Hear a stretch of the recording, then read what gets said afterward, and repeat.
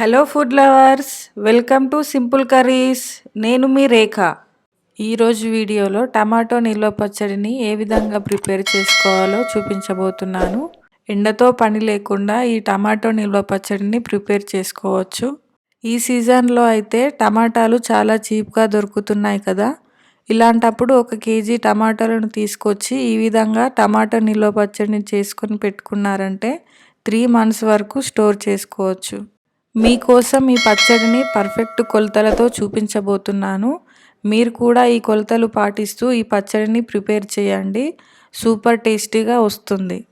అంతేకాకుండా ఈ పచ్చడి ప్రిపరేషన్ కోసం ఎక్కువ శ్రమ పడాల్సిన అవసరం లేదు. ఈజీగా క్విక్గా ఈ పచ్చడిని ప్రిపేర్ చేసుకోవచ్చు.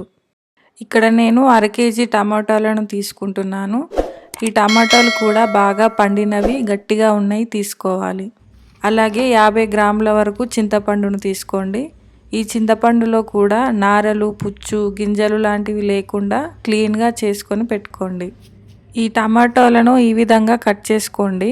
ఒక టమాటోలో 4 ముక్కలు చేసుకుంటే సరిపోతుంది. తర్వాత స్టవ్ పై ఒక ప్యాన్ పెట్టుకోండి. ఈ ప్యాన్లో ఆయిల్ ఏమీ వేసుకోవద్దు. మనం ముందుగా కట్ చేసుకున్న టమాటోలను అన్నింటినీ వేసుకోండి. ఇలా వేసుకున్న టమాటాలను ఒకసారి బాగా కలుపుకొని మూత పెట్టండి. ఫ్లేమ్ని మీడియం ఫ్లేమ్లోనే పెట్టి ఈ టమాటోలను ఉడికించాలి. 5 నిమిషాల తర్వాత టమాటోల్లో నుంచి ఈ విధంగా వాటర్ బయటకు వస్తుంది. ఇప్పుడు ఒకసారి బాగా కలుపుకోండి. ఇలా కలుపుకున్న తర్వాత మనం ముందుగా క్లీన్ చేసుకొని పెట్టుకున్న చింతపండు రెబ్బల్ని కూడా వేసుకొని ఒకసారి బాగా కలపాలి. ఈ విధంగా కలుపుకున్న తర్వాత మరొక 5 నిమిషాలు మూత పెట్టుకొని మగ్గించండి. 5 నిమిషాల తర్వాత మూత తీసి బాగా కలుపుకోవాలి. చూడండి, టమాటా ముక్కల్లో నుంచి ఇంకా వాటర్ బయటకు వస్తుంది. ఇప్పుడు ఈ స్టేజ్లో మూత పెట్టకుండా ఉడికించుకోవాలి. ఎందుకంటే మూత పెట్టడం వల్ల ఆవిరి పట్టి ఆ వాటర్ కూడా ఈ టమాటో ముక్కల్లో పడుతుంది కదా, పచ్చడి పాడయ్యే ఛాన్స్ ఉంటుంది. అందువల్ల మూత పెట్టకుండా ఈ టమాటో ముక్కల్ని మెత్తగా అయ్యే వరకు మగ్గించాలి. అడుగు మాడిపోకుండా మధ్య మధ్యలో కలుపుతూ ఉండండి. స్టీల్ ప్యాన్స్ అయితే తొందరగా అడుగంటుతాయి. నాకైతే ఈ టమాటో ముక్కలు మెత్తగా మగ్గాలంటే 15 నిమిషాలు టైం పట్టింది. ఇలా మెత్తగా మగ్గిన తర్వాత దీంట్లోకి 1/2 టీ స్పూన్ పసుపు వేసుకోండి. అలాగే 2 టేబుల్ స్పూన్ల కారం వేసుకోండి. సాల్ట్ 1 టేబుల్ స్పూన్ వరకు వేసుకోండి.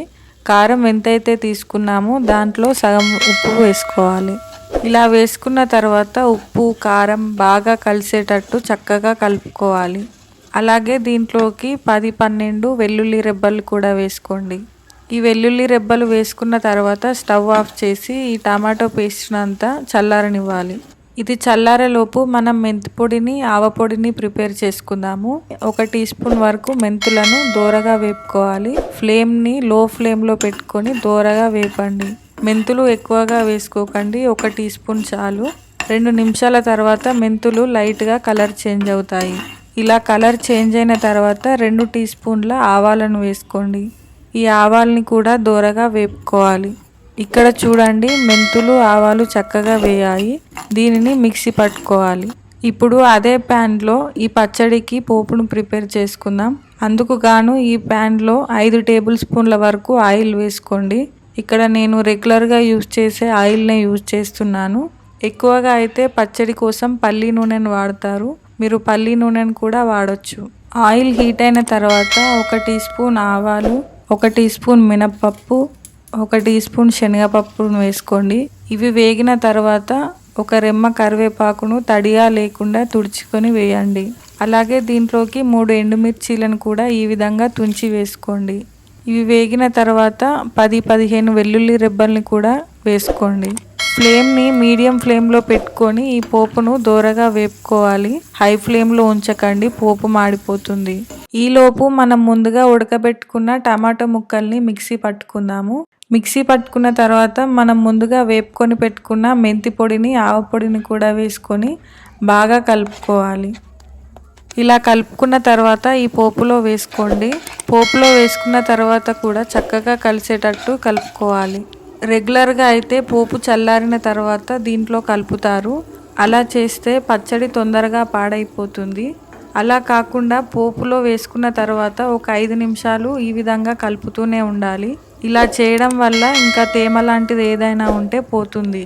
ఈ పోపులో వేసుకున్న తర్వాత ఆయిల్ ఎక్కువగానే అనిపిస్తుంది.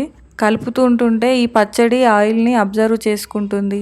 ఆయిల్ ఎక్కువగా వేసుకుంటేనే టేస్ట్ బాగుంటుంది, లేదంటే పచ్చడి డ్రైగా అయిపోతుంది. టమాటో నిల్వ పచ్చడిని చాలా సింపుల్గా ఏ విధంగా ప్రిపేర్ చేసుకోవాలో చూశారు కదా. మీరు కూడా ఈ స్టైల్లో తప్పకుండా ట్రై చేయండి. ఇలా రెడీ చేసుకున్న టమాటో పచ్చడిని ఒక గ్లాస్ జార్లో వేసుకొని స్టోర్ చేసుకున్నారంటే 3 months వరకు ఉంటుంది. ఇది ఫ్రిడ్జ్లో పెట్టకుండా నిల్వ ఉంటుంది. ఈ పచ్చడి వేడివేడి అన్నంలోకి, టిఫిన్స్లోకి, దోశలోకి వేసుకొని తిన్నారంటే చాలా బాగుంటుంది. Thanks for watching. మీకు మా వీడియోలు నచ్చినట్లయితే మీ ఫ్రెండ్స్ అండ్ ఫ్యామిలీ మెంబర్స్కి షేర్ చేయండి, లైక్ చేయండి. Please subscribe to my channel.